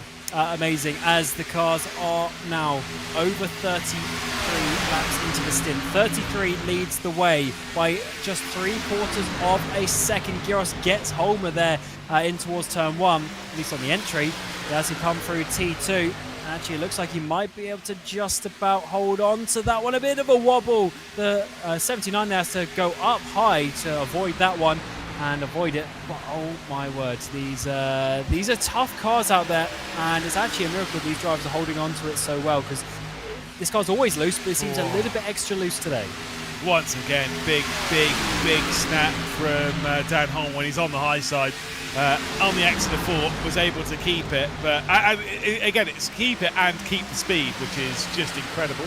Don't worry, Cam, you are the WCS League Voltage. What is that championship called? Yeah, the Voltage Series. There you go. I remember. 6 years ago now, though. Yeah, I was too busy taking out Matt Clip. He was taking me out. It's fine. We had a great banter in that championship. Couple of cars into the pit lane. Robert Erling as well. As once again, just about trying to hang on to the high side is Holmer. He's on the outside of Aronson now, and I mean, he can't get back to the low line, can he? This is mega stuff here today at Kansas. I tell you what, there was some moments, over the last couple of races where maybe it was a little bit too much in terms of a field spread, and there wasn't quite battling. Here, every single one of these 105 laps, we've had overtaking, we've had action, we've had cars battling, and that is just a great show. And even last time out in New Hampshire, where we got these long green flag runs as well, cars were always having something to think about with cars around them. So it's a great point as we get through this mid part of the season, and the drivers try and put themselves in position to be fighting for a big position in the championship. Fagerberg has a big wobble there of the exit of T2, and he's now under threat from Helmbro, who's got back up inside the top 10. Race lead's about to change as well. Didn't even realise how much Marcus Byfeld had closed down on Jonas Gunnarsson. Yeah, down to a tenth of a second. Mental. Yeah, I guess once you get inside that slipstream and drafting range, it just helps you close up that little bit more. Looking at the lap times, they're still solid from Gunnarsson, to be fair. This is just Byfeld being super quick, and he gets to the inside. Down the back straightaway here, the 105 is finally this race legitimately going to be taking the race lead. It's taking him over 100 laps, but he's got there. He led some laps courtesy of Gunnarsson's earlier pit stop, but in terms of actually net race lead, there we go. And you always expected from him in the longer run. But what a race he's putting together. He's over 3 seconds ahead of Brostrom as well in 4th position. These two are having a bit of a masterclass at the front. Do you know what? If I was in Gunnarsson's boots, I would be sat there looking at the 105 and thinking, right, I'm going to give it 3 laps, maybe 2. If I can't keep up, I'm bringing it straight into pit lane. And I'm going to try and jump him on the pit stop again and play that undercut, the undercut card, and go that way. If you can keep up, sure, just keep up, keep within half a second, right? Then I'd be pretty happy, and then you maybe go a little bit longer. But if that gap starts to creep up past that, I am playing the pit stop card and trying to move myself back into it. Bjorn Brostrom's now into the pit lane and into the barrier. Goes Linus Brostrom a touch. And that was a decent hit as well. You saw the reaction of Giros to try and avoid that one. Holmer goes high. And I agree with you. I wouldn't be surprised if we now see some drivers, especially Gunnarsson, think about coming into the pit lane in the next couple of laps. The pit stop window is open. We're over halfway through this second stage, and it's just going to be a replay of Brostrom there just hitting it. And then it was a big move. I mean, it was almost a whole lane coming down off the wall, but fortunately, no further issues. Oh, no, it's Giros. Oh, there we go. Yeah, another one into it. Giros at 2. Into the barrier, same as we saw from Linus Brostrom. I told you it was easy to do. And the more they're pushing, the easier it is. Jonas Gunnarsson has listened to me again. Into the pit lane he comes. Yeah, perfect decision, to be honest. It's what he did last time, and it's what he's going to do again. Is it going to work this time? Let's find out. The 33 comes in. It's going to be a fresh set of boots going on his wagon, and also a whole load of fuel to get himself to the end of this race.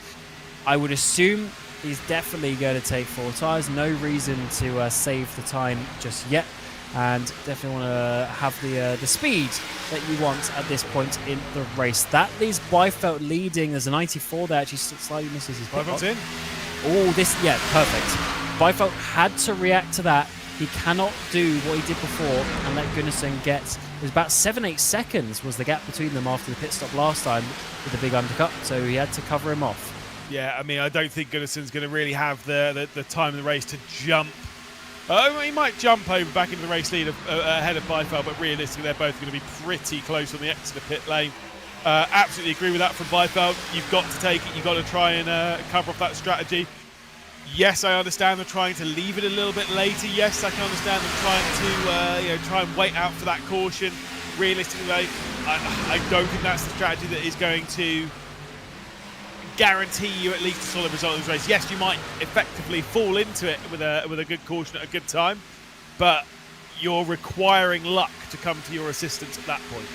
Why is no one else coming down pit road? That is what I can't work out. And by the way, it looks like Byfeld has been able to hold on to the track position. So that has really, really worked out for him to cover that one off. So Gunnarsson with that 1 lap difference is not able to make too much in terms of track position, as we're seeing Crook now come in, Forsberg come in. I'm surprised others haven't. This is the way to go with 32 laps remaining. Wow. I don't know where the strategy's going with this. I don't know where the Alexander Arlton and that lot. Dan Holm was going for the exact opposite of what he was going for earlier, and again he brushes the barrier. Not going for the early pit stop like his teammate, and oh my god, I just before the line, I thought Linus Broster might be on the barrier again, but certainly there was a graze from the 79. They are starting to paint the walls around here, aren't they? I guess most people still have pit. There's only 7 out of the 25 cars still out there, so I guess most people are deciding this is the pit stop time. But I'm surprised these guys, especially Brostrom, haven't. Here it comes. There's the 84 actually. That's a lap down of Uvenum, as he's obviously trying to regain his race after having some difficulties earlier. But he's actually the leader. Uvenum's the leader. He pit 9 laps ago. He's actually ahead of Byfeld. That is an interesting one from Uvenum, and he is going to be the net race leader. But there's the 105 machine as we take a lap off Gyros, so that's how fast they are with the fresh tyres. They can unlap themselves.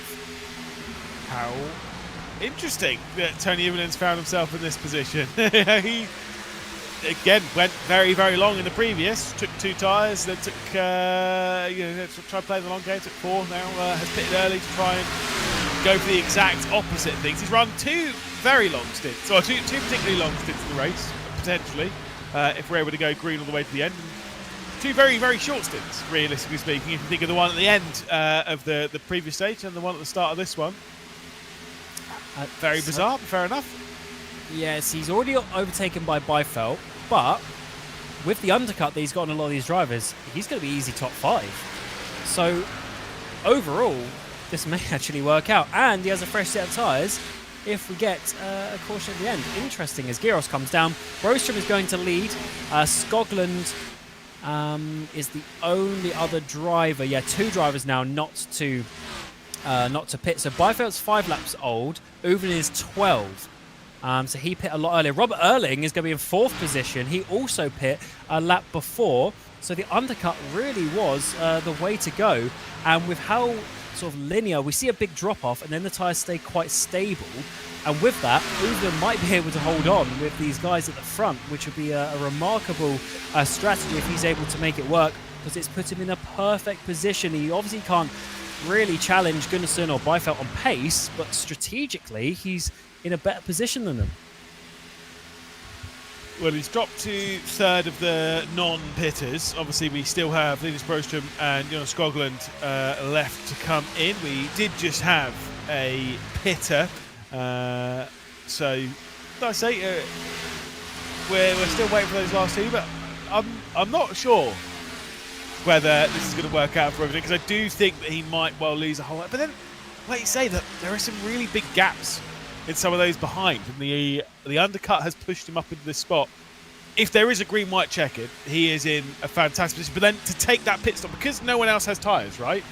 Apart from Byfeld will have 2 tyres, but of those that have 2, of those that have none, right, there'll be enough that won't stop that I actually think that you would lose quite a lot of ground if you're stopping from the front, if you get what I mean. Yeah, that's a fair point. They're definitely going to be at the back of the line. Will it be enough tyre advantage to get through? I guess that's the bit we'll have to. That's the bit we'll have to see, because, yeah, if it's going to be 5-10 cars, sure, but if it's going to be the full 25 or at least 20 of them, then that could be a big problem to get back to the front. So 26 to go, 25 line. Byfeld leads by a second to Gunnarsson. Uvenen's positioned himself into third place. Erling on the same strategy in fourth, but here's Helmbro getting very close with Bohlin. This is for P5, and it looks like he's just about made that work. That is actually Erling going very slow on the older tyres. He's there on, on strategy, on pace, but he is on the older tyres. And look at these two, even battling. They pull away, and Bohlin is going to hold that position. They just flew past Erling, didn't they? Goodness me. That is almost as if you're talking about two different classes at Le Mans. The difference on speed there. Joe Wallen, though, up to for 3 seconds up to Tony Uvenen. Yeah, okay, the more I look at it, the more I think, yeah, maybe Uvenen's shout is good. I agree with you. I don't really see him dropping outside of the top 5, really, from here. Realistically, I almost don't see him dropping back into 4th at this point. I mean, there's 24 laps to go, and there's a bit of a sketchy moment from Peter Helmbro, who had a big slide coming off of 2. So I'm sure there's some more left to do. Erling and Fagerberg have dropped backwards. I wonder if they've had a bit of a scuffle between the pair. Yeah, Ericsson got past them and is working his way up. So that actually just helps Uvenen, to be honest. But the thing for Uvenen is, for instance, Ericsson is 9 laps newer tyres. So Ericsson is the newest tyres. He's P6, but he's on the newest tyres. So Ericsson will probably have the speed to get up to Uvenen. I doubt to get to the top 2.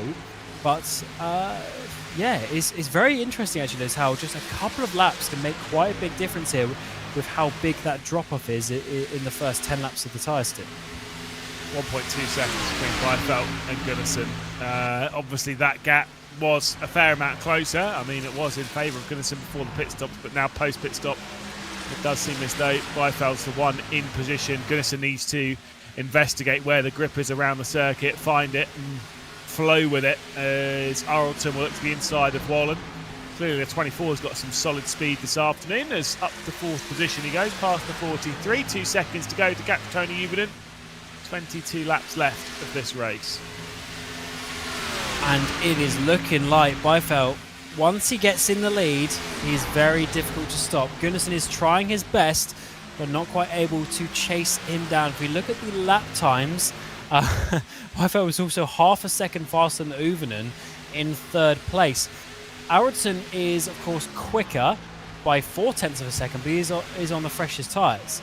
But overall, Byfeld is looking very good compared to this midfield. I mean, look at that. It was even 0.7 on the previous lap that we were able to see from Aronson to Gunnarsson. Of course, that would change the next lap around. But yes, a big difference for Aronson, and I think 3rd place is going to be the place for him in just probably 2 laps' time. Yes, indeed. I mean, the chances, I think, of a green-white checkered, right, which obviously is what some of the drivers out there have kind of gambled on, maybe even Robert Erling kind of gambling on a later caution, realistically is not high, right? Considering we've not had a caution outside of the stage break, considering what you said about the previous one, basically the same thing happened before, the chance of this running green all the way to the end is relatively speaking quite high from this point. So I don't think that gamble will work. And just a little update on the driver doing 2 stops in this race is Lundberg. He's on a 24 lap stint already, so he can definitely get to the end. He's only in P13, 11 seconds off, which, considering how fast he was going backwards at the start of the second stage, I don't think that's too bad. I don't think it's going to be necessarily the strategy of the day, but just interesting that he is kind of making it work, as Aronson there getting 3rd place, and that was just a matter of time, wasn't it? I think I gave him 2 laps, and that was a lap and a half, so even quicker than we were expecting for the 24 to get through. Can he catch up to Gunnarsson? Oh, caution comes out, 18 to go. This is the time for those to now use their fresh set of tyres if they have them, and you're willing to risk the track position with 17 to go. So Byfeld has, from memory, 2 tyres. Gunnarsson doesn't have any. This is what happens. Kenneth Tier. Oh, not in your own race, mate. Please don't. maybe up the inside of Lundberg. Is he going to get tight and have some contact? Oh, it's Broström up the inside. No, that's all good. Oh, it is Lundberg. Lundberg loses the rear end. The 71, third place in the championship. Oh, Hagman, he's already had a meatball today, gets further contact. And that's such a shame. Lundberg just couldn't keep the rear off the exit.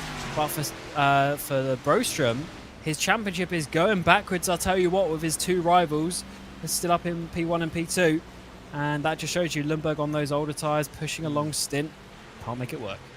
That is proof that the Bohlin Svenska Eracingligan Oval Series is not pay to win. Very clear, unfortunately, there. I mean, look, yeah, right. Yeah, you can pick what you want as a title, but it's not. Look, sorry, Kenneth, here, it's not going to buy you the victory. Look, bit of a shame there on that one, but easily done. So easy to trip over. Who is going to stop now, though? That is the big question. Byfeld with 2 tyres. Gunnarsson won't stop because he's got no tyres in the tank. Uvenen could stop and take 4. So Byfeld is going to take his 2. Gunnarsson is going to stop. Maybe he did have 2, or maybe I was mistaken. I thought they only had 4 sets of tyres. No, yeah, Gunnarsson stays out, surely. Because he's taken... He started on a set of tyres, and with 4 stints, obviously, he took 4 tyres in the middle of the stage, 4 tyres on the stage break, and 4 tyres this. So I was like, he doesn't have any tyres left. And surely he's got the fuel. Yes, there's more people pitting than I was expecting. Of course, it's a bit difficult to keep up with everything over the course of a race.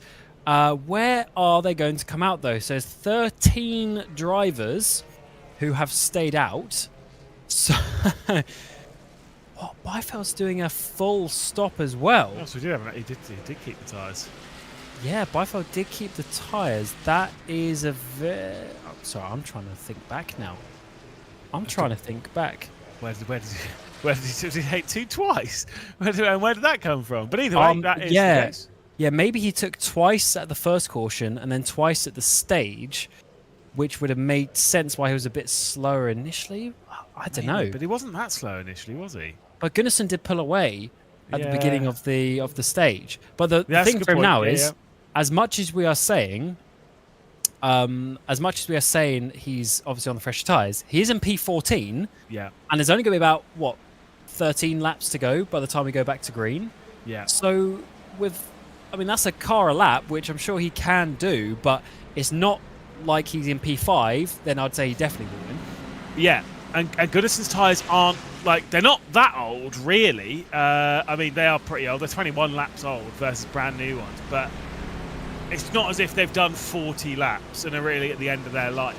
Once you've got the tyres at that point, if you cool them down under a caution and whatnot and then get back going again, there's still quite a bit of life left in them. I think that by the time Byfeld gets up into second or third, might not have the speed to get through into the race. Maybe he will. But there'll be 13 to go at the line when we go back racing. And he has to do, like you say, a position a lap, every single lap between now and the end of the race. Very possible. This is going to be an exciting finish here at Kansas. We had 2 cautions last time we were at this racetrack. This has been the second one of the day.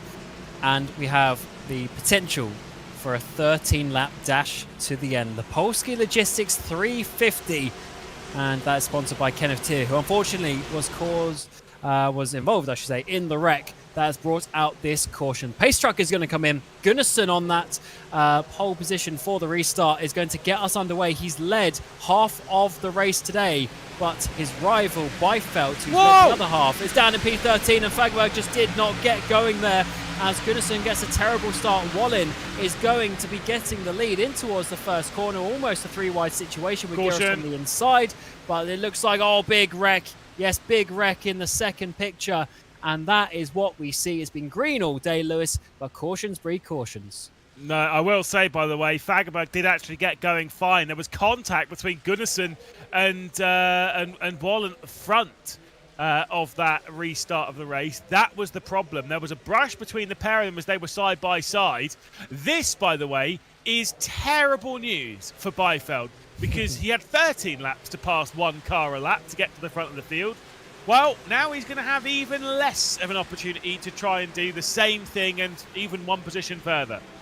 and no one's really going to pit now because they definitely don't have the tyres now. So let's see this. So this is Stiller going to the middle. So Broström, oh, there's Fagerberg slowing down. He goes past, and Stiller just makes big contact with the 40. He was being too aggressive there, in my opinion. Yeah, I agree. I'd agree. Just drove down into the 40. And for Johannes Leppert, kind of was just probably sat there being like, what? Sorry, what just happened? Thanks, mate. Yeah, right. Cheers, bro. Yeah, that was... I mean, he was already wiggling around a little bit, like looking at quite aggressive. He goes to the inside. Everything's looking good. There's plenty of space. I mean, to be honest, from his onboard, it doesn't look quite as bad. To be honest, because you're naturally turning left a little bit. But from the offboard, it definitely looked like he just went down into the 40. If you were in race control, you'd probably lean towards that one, as I'm assuming being a bit of a racing incident between the pair of them. It was tough, but it is what it is. He does certainly drop down a little bit, but then you could also argue that maybe Leppert's moving up a little bit and two of them just come together, which is where I'd probably lean towards a little bit. It's quite hard to see from on board. Also, when you are on board and cars are wiggling around all over, you have very little reference of the actual circuit itself because you've got so many cars, you're trying to watch all of that. So what line you're taking is actually not that obvious even to you behind the wheel of the car. And it's very easily done, especially on a restart, when you're trying to naturally be quite aggressive because you have some opportunities. But it's going to be 10 to go, and Byford actually lost a position to Aroldsson on that on that restart as well. We've got Uven, Broström, Helmbro down there with him, and it's not going to be not going to be easiest. It's actually going to be 9 to go when we get to the restart. So he's not going to have many laps at all, is he? For us to be able to get this, run back to the front. He's got the two fresher tyres. Is it going to be enough? I don't know. I don't think so. I don't know who's going to win this race. Yeah, if I were to pick someone at the moment, I would say Jonas Gunnarsson. I think that the speed of 33 all day has been really quite good. Yes, we restarted from second position. Curious to have seen what happened on the initial restart between the 43 and the 33, but I'm sure they'll put that one out of their mind and get themselves refocused in this one. And Jonas Gunnarsson, look, he's had the speed all afternoon. He knows that those drivers that have pitted are actually quite a long way behind. 9 laps to survive. Just got to get through on the 43 and hang on. What a race we have. So your winners from previous races this season not having such a good time of it. Of course, we've got Byfeld down way lower than he would have wanted. Holman not quite in the position in terms of speed today. Gunnarsson's look faster. Are we going to get a new winner this season? Bohlin and Gunnarsson on that front row. The two Street Trends cars pushing the background, and look at that start from the 43. That's much more clean than what we saw at the previous restart, as there's only going to be 9 laps left to go in this race. And oh, that's way wide there from Homer. He loves the high line, but in doing so, he pushes his teammate, the 33, up, and that has left a massive gap up ahead. Yeah, indeed. Tim Ray Sweden there not having the best one. Seeing the picture-in-picture, that mid-pack of the field. You got Broström trying to find his way through as they were 3 wide directly ahead of him, up into the barrier. There is someone off. There is a caution out once more as Elliot Fagerberg has had his problems. Cautions breed cautions here, Cam, and that movement towards a potential green-white checkered feels a little bit higher, maybe. Yes. Not just yet, but Marcus Byfeld, by the way, he has got himself up into P10, like P10, P11, depending on how they sort this out in terms of which lane they're in. But he has worked his way forward a little bit, so that's not bad. He was P15. That's about 4 or 5 places he was managed to get. But let's see this 31, the black car on that inside line. He's looking good. He's got Tyr. He's got Leppert to his outside. He's moving up, and then Leppert moves down into his rear corner. Marcus Hagman adds further contact for good measure. Well, that time round, it was Leppert getting a bit wobbly on someone's rear quarter. Again, everyone's vying for their own space on this circuit, and they're pushing everyone to the very limit when doing it. Johannes Leppert, who were on board with it, was in contact on the previous one, previous restart of the race, in contact there as well. Yeesh. That car of the 40 was never straight at one point on the exit of that corner. It was wiggling all over. Then the contact, of course, points him in all sorts of different directions. So, tough one out there. 7 to go.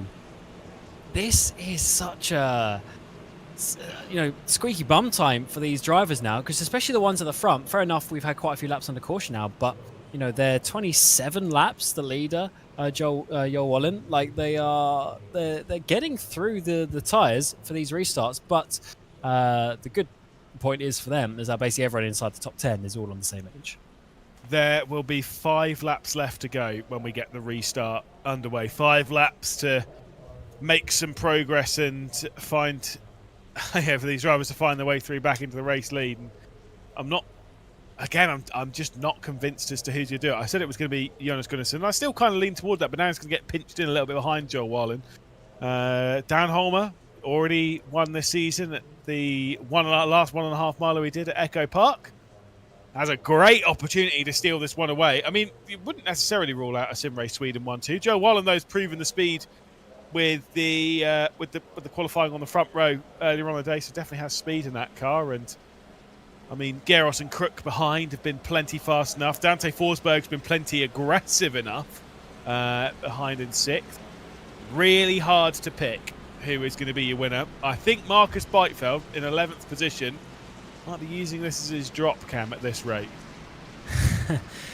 That would be an interesting one that I was not expecting when he had this race sorted out, and really just in a good position. We do have to remember, though, actually, Lewis, that the race at Holmer won at Echo Park, Beifeld was 13th. Oh yeah. So fair. yeah, I think it was a similar situation actually, where the late caution and where the pit stops happened didn't quite work out in his favour. So this is going to be another one. He's got a 5-lap dash to do better than 13th. Otherwise, this will be his drop round. So the situation is, Joel Bohlin is leading. He's 5-lap older tyres than Dan Holmer, who's the car on his outside, but the same age as Gunnarsson, the lap behind. Having said that, just a couple laps here and there shouldn't make too much of a difference. But we are looking out for Beifeld, who's P11. He is on 2 fresher tyres, at least outside tyres, helping him to the end of this race. Is the Polski Logistics 350. It's round 6 of the season, and we're trying to put ourselves in position for contention of this championship, and the 33 would really do well with a race victory here tonight. The 43 gets a solid start, and we have just a handful of laps to go in this race. The 79 goes to the outside. He's liked that line all day, and he even drives up to the wall to try and get there, but he actually hasn't really gained too much from that. The 33 is looking rather good. Geros sitting comfortably in 4th. Great restart from the top grouping. Great restart from Jonas Gunnarsson, and a great look at victory. Are we going to be able to complete a lap finally here? There are a few chops and changes and a few drivers struggling for grip, but finally we do get a lap under green complete here. 4 laps left to go at Kansas, and Joe Bohlin has basically a third of a second over the 2 Sim Race Sweden cars, and a big crash. You're right. Fagerberg and Leppert again with the 19 of Eck. The same 2 cars plus another is going to bring us to a green-white checker situation. Eck has got a meatball as well from that. We got the 40. That engine's not going to last much longer. And with 3 to go at the line, it is going to be a 2-lap dash. The problem is, Lewis, we didn't even get 2 laps that time. No. The chance there's requiring was it 2 green-white? I think there's 2 attempts that we get. 2 attempts yes. in it. Yeah. So I think we might need both of those at this rate. We've done so well through this race, but now as we get down to it, obviously everyone's pushing. Although potentially with Leppert and Fagerberg with this kind of crash, with also Frederick Eck involved as well. Hopefully with those 2 out of it. Bearing in mind, the last 3 quarters they've both been involved in the initiator of it. Maybe with those 2 a bit more separated, we'll be able to get the way through the race. Who knows? Yeah, I mean, they're going to be separated by the fact that they're going to be in the pit lane. I hope so. So that's probably a good thing. I don't think the stewards are going to be too happy with that because, of course, in some ways it just ruins the race towards the front. Some drivers fighting for the minor points, but we are a community for everyone and we do want all the drivers to get to the finish, but it's just a shame that it's ended in a meatball for 3 cars there. I think that is another showing, Lewis, that this race is so difficult. The tyres are getting old, the cars are moving around, and when you have that restart and you have to get back going, it's really difficult to get back in the rhythm. Yeah, I mean, there you go. To be fair, like I say, it's nothing to do with Fagerberg or even Leppert. It was X mistake in all of that, but they are involved in it, so that's what I'm saying. That's the only reason why I was bringing those up. I'm not saying they were at fault at all. Just that they were in the middle of a lot of the cautions that we were having at this point. I will say, for drivers that are up towards the front, even those in the top 10, for your likes of your Beifeld, who's amazingly got up in the 7th position and all of that, for drivers like that, these cautions are so frustrating. Don't get me wrong, I'm not on this level. I've not been at the front, but I have this clear memory. This is like 5 years ago at least. I was doing a race at Phoenix. It was the full the NASCAR iRacing series ones, like the ones where they do it 4 times a week. You can all come along and do basically the whole race. And I was somewhere at the back end of the top 10, and we had like 9 consecutive cautions where you were barely getting more than a lap in. That's a lot of driving around where you're just sat there like driving around at this speed. It is so boring. I can think of a billion things I would rather do, including talking to you, Ken. Oh, thank you. I appreciate that. Because I actually dread to think the hours of commentary we've done together. Like, if you add it up since it's 2000... more than 5. Yeah, it certainly is. 2019 was the first time we commentated together. I dread to think the amount of hours. As you see, it still says 3 laps to go because we're on lap 145 right now. So technically, this would be the final lap of the race. But no, we go again for a green-white checker. We have 2 attempts at this to get to the end. So if we don't complete it the first time, it will basically just be a run to the line. The next time around, the 43 of Jo Wallem is leading the way. The 33 of Gunnarsson is on the outside. The top 5 is basically the same as what we've had the last couple of restarts, but we have not been able to complete a 2-lap stretch. However, we need just one more 2-lap stretch to the end to find out who the winner is going to be. Holmer's already won a race this season. Beifeld has won 4 races this season. He's down in P7. Can he work his way through on 2 fresher tyres? That is what we're here to find out. And actually, Beifeld is a bit closer than I was expecting. With those fresh tyres, he might be able to make it work as we get close to the pace truck. 2 laps to go. Green-white checker, the Polski Logistics 350. Thanks to Kenneth Tier. He's down in P18. Let's see where he ends up. Pace truck comes in. And Jo Wallem, is he going to go early? Is he going to go late? He's just got 3 more miles of action to try and get his first race victory in this championship. And that's a solid restart once again. It's not really going to matter so much in terms of the gap because they will catch him down the back straight. But this time, it's the 33 on the high line. They swapped around from the previous restart. And Dan Holmer will have to have the inside line. We look to the picture-in-picture, though, because we're almost 4 wide down the exit of 2. Yeah, it's getting sketchy, and again, very close with Aroldsson and Dante Forsberg, who's dropping backwards. Gunnarsson's cleared his teammate Holmer, so they are now running second and third. Look at this onto the scene, though. The 105, the championship leader, he's knocking at the door, and he's got 1 lap left to go. White flag is in the air. We are crashing across the line. Will it cause the caution? It looks like we are going to go onto the white flag, and where's further contact there as we get in towards turn number 1. Jo Wallem is leading the way. Look at Beifeld on the outside. He's got the fresher tyres. He's going to get to second place. Is there enough momentum for him to get a run towards the line? Jo Wallem is leading by 1/4 of a second with just 2 corners to go, but the fresher tyres of Beifeld, he's coming. He's within 2 car lengths, and it's quite a long run to the line. Beifeld is going to have a sniff of the opportunity, but Jo Wallem finally gets his first race victory here in the Svenska Eracingligan. The 43 is victorious for the Polski Logistics 350. Brilliant from Jo Wallem. Great drive from Marcus Beifeld, and great that they crossed the line. Yes, it caused the to get the white flag. Yes, there was definitely a large enough crash to have caused the caution, but it was a little bit too late, and they were able to run their way round. If that caution had come out, I think with Beifeld's progress, I think he probably would have got him on the on the final restart of the race. But for Kenneth Tier, it seems though he was involved in some drama once more. What a big wreck here on the final lap. Kenneth Tier, that's a big shame for your sponsor of today's race, but is able to actually round out that car quite nicely and get to the end of the race. But for Joel Wallem, he's been pushing towards the front for a long time and is finally able to do this. By the way, he's P11 in the championship. That is absolutely remarkable. And he's got one top 5 to his name so far this season, one pole position, and he's finally able to get the race victory.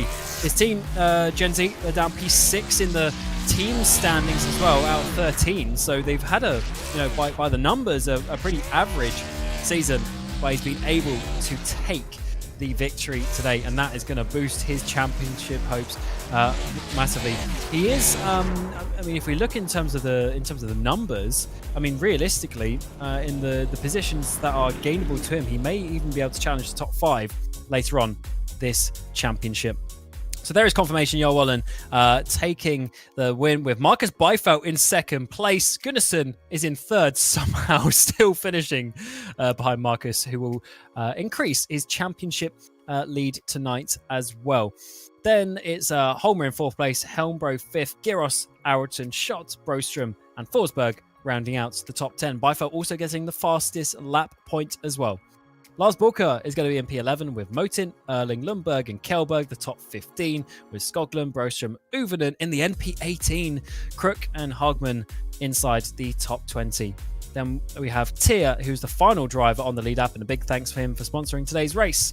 Marcus Stiller from the back will be P22 with Leppit, Eck, and Fagerberg, with the caution at the end, the big crash with 5 laps to go, bring out the penultimate caution there. But what a race we had today. The battling up towards the front, and after coming into it thinking Byfeld may dominate, he was looking good. In the end, it was Joel Wallem who was able to take victory. Unfortunately, he's not quite in the commentary booth. We'll see if he comes, but we'll take a bit of a chat with Jonas Gunnarsson, who in the number 33, second place in the championship.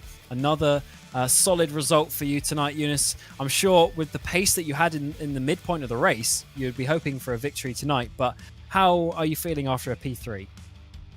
Yeah, feels good. I think second place in the championship is all I can reach. So I beat everyone behind me in the standing. So yeah, very happy.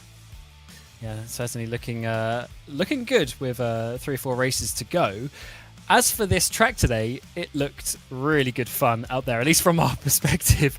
The racing was amazing. The cars were moving around. It was difficult to hold your position, but especially in that midpoint, of course, you're able to take the stage win. You're able to sort of pull away to a good gap of 1.5 seconds and hold it for quite a while. Yeah, the first stage was really fun, going around on the outside. The outside was so fast, but you killed your tires there. But the first, I think, 5 laps, I just went to the outside to try to get up to the top 3. So that was really fun. But yeah, and then the undercut to get the stage win worked out. Didn't have any tires left at the end though, but worked out to P3 anyways. Too bad I lost the lead in the restart. Spun my tires when you will turn left into me a little bit. A good restart from him. Yeah, it was amazing. An amazing race, to be honest. In the final couple of restarts there, were you quite frustrated that the yellow was coming out, or were you seeing it as a good thing because it gave less laps for Marcus to try and come through for the win? I think the first 2 I was pretty happy about. Then I needed a couple of more laps to beat Joel. I was way faster in 1-2, and he went all in 3-4. First lap, it was amazing to see, but yeah, I don't know. It was a good thing because a lot of people back there had new tires. Yeah, they certainly did. But that was a whole load of fun today. So, yeah, congratulations for another podium, and we'll see you in a couple of weeks when we go to Bristol. Yeah, thank you very much. So always nice to hear there from Jonas, and we'll bring in Jarl Bohlin and the number 43 for Gen Z. That was a great race, Jarl, and you were always there in the top 5, top 10. You went up and down as the race seemed to be quite fluid today. It was difficult to hold your position. But firstly, how was your reaction to getting your first race victory of the season? I mean, it's just awesome. I mean, it's something that I've been working on for a very long time right now, and I mean, this was the last track that I expected it to happen at. I mean, I knew I was gonna have probably a top 10 run or so, but I mean, I just found a really good line there on the bottom lane and was able to make the tires last on the long run there, and some conscience played out the right way there in the end, and somehow I was able to do it. Yeah, Marcus was coming. I think Yeah. if we had one less caution, he probably would have got you. But you had great pace today, to be honest. You're, as I said, you're always up there in the top 10. Were you just feeling really comfortable because the car looked pretty loose? Yeah, I mean, I feel like the O'Reilly cars are always loose, no matter what you do. But I mean, I just felt like if I could get